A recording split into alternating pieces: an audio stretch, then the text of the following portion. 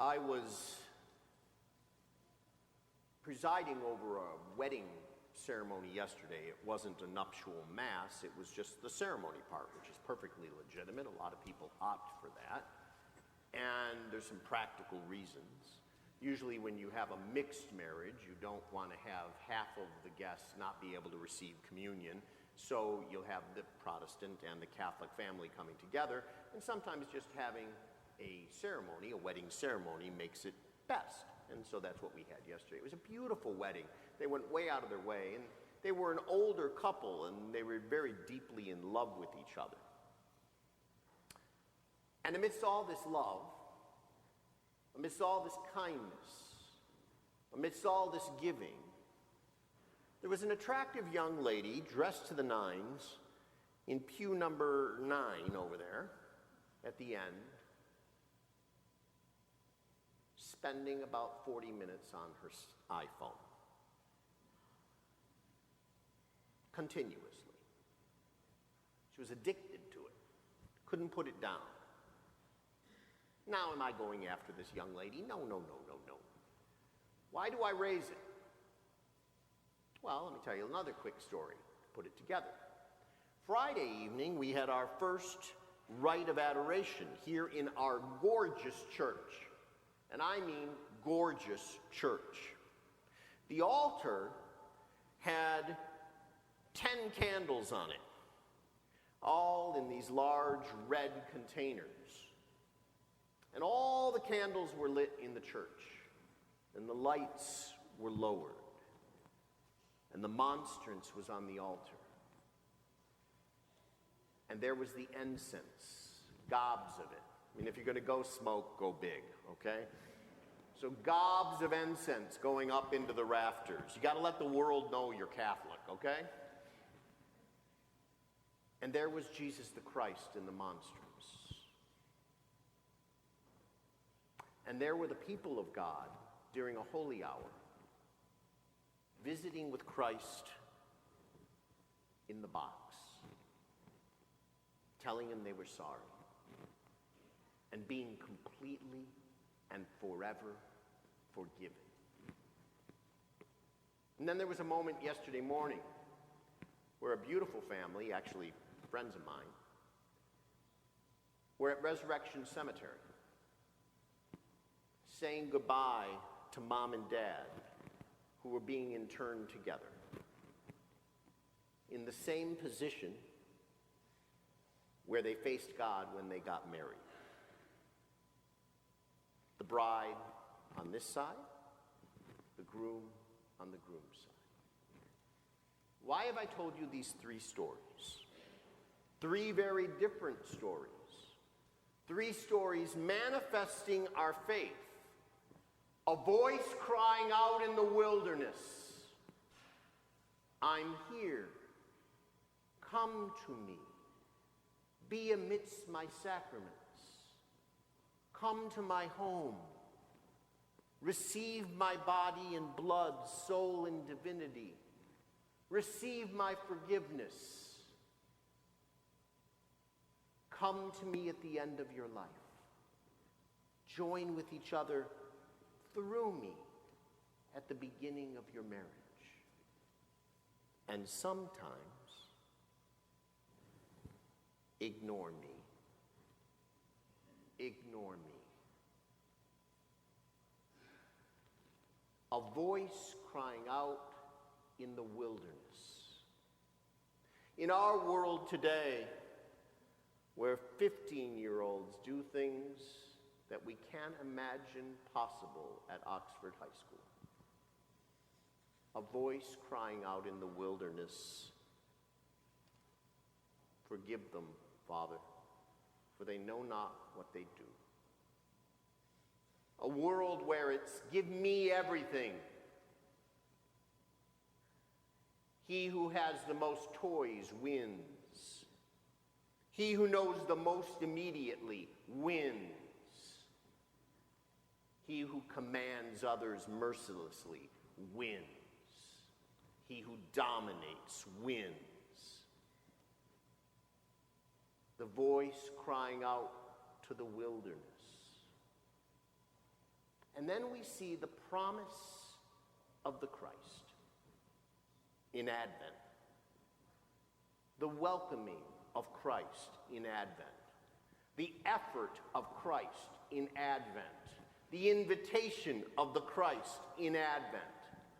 Omnipresently powerful, omnipresently here, begging us, take advantage of the invitation I've given you. And yet oftentimes, it's the race to the parking lot to see who can win the Mount Clemens 500 and get back home first, or get to Lakeside, or get to Partridge Creek, or get to Starbucks first. And then, of course, how do we drive while getting there? I've driven in Rome. It's scary.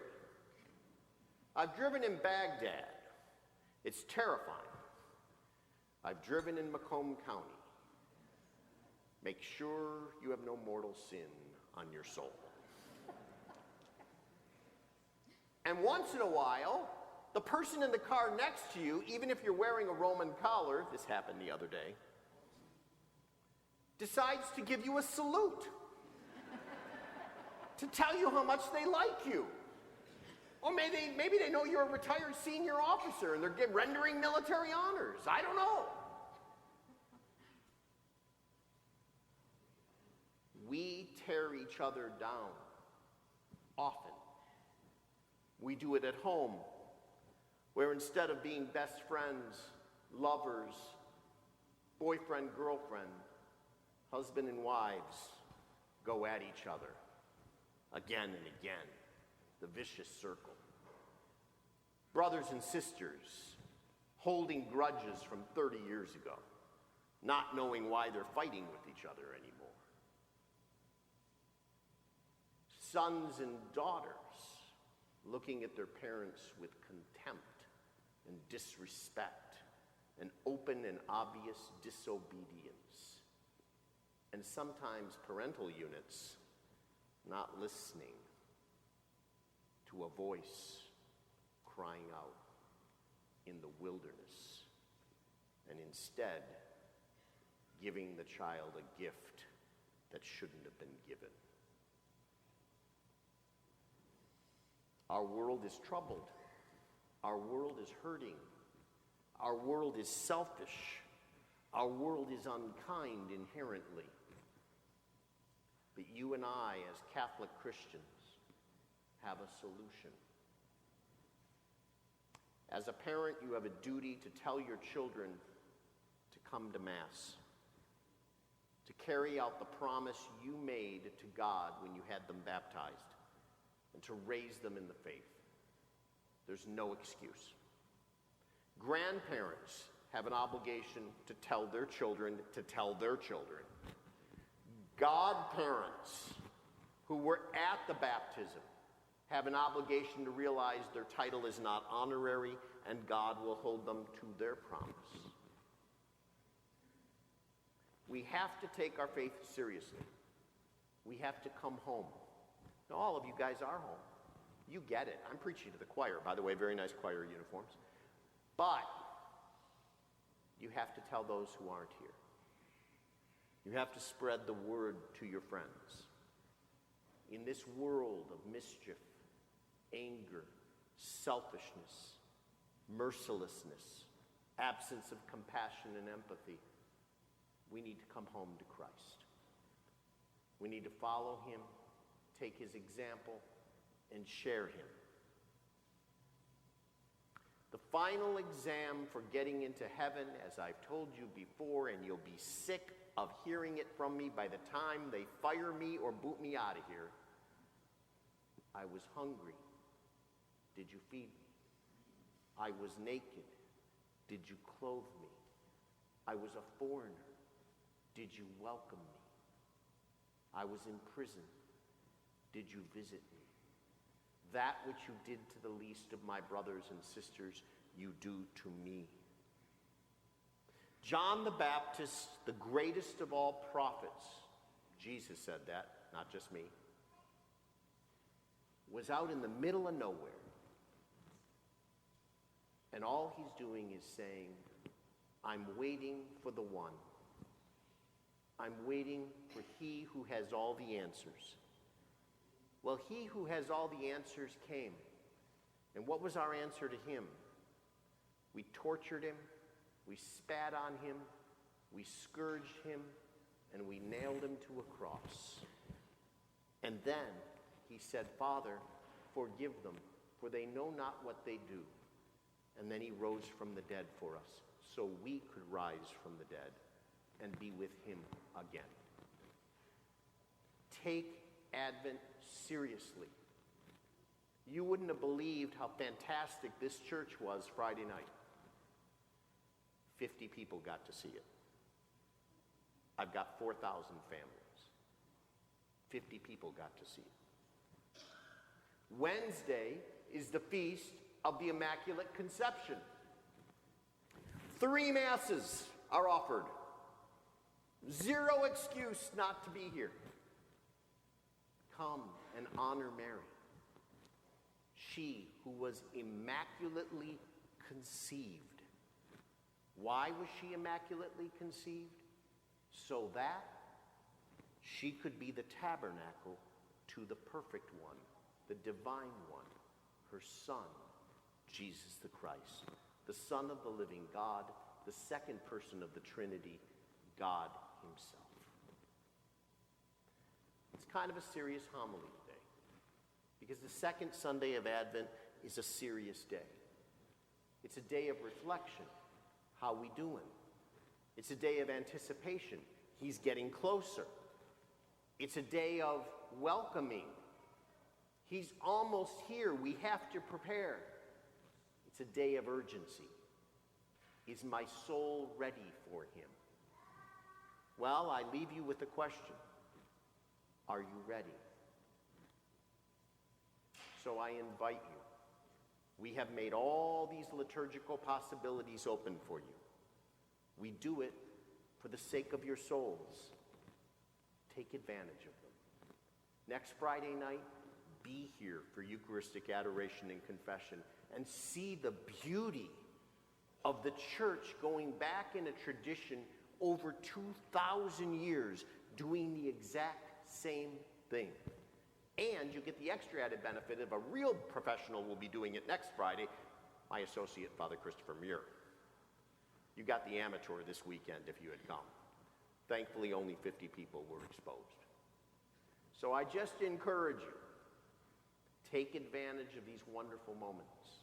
This Wednesday is a holy day of obligation. It is not a holy day of volunteerism. Obligation means you have to go. And if you miss, you have to go to confession because it's a mortal sin. If you knowingly and intelligently miss, unless you're physically unable to attend or you're ill. So please, Mother Church extends these gifts to you and says, here's your rope. Grab it. Get closer to Christ. Because, my friends, amidst any gadget, amidst any trip, amidst a week on the beach in Maui, amidst a day in Tiffany's, amidst everything that you can find at needless markup or Nordstrom's, the gift that's in that tabernacle and the gift that is in that confessional is infinitely, infinitely more valuable. All of us, from the priest to the youngest parishioner, needs to take advantage of the great gifts God is giving us. His, the voice in the wilderness, waiting to be heard by us, his people. In the name of the Father, and of the Son, and of the Holy Spirit.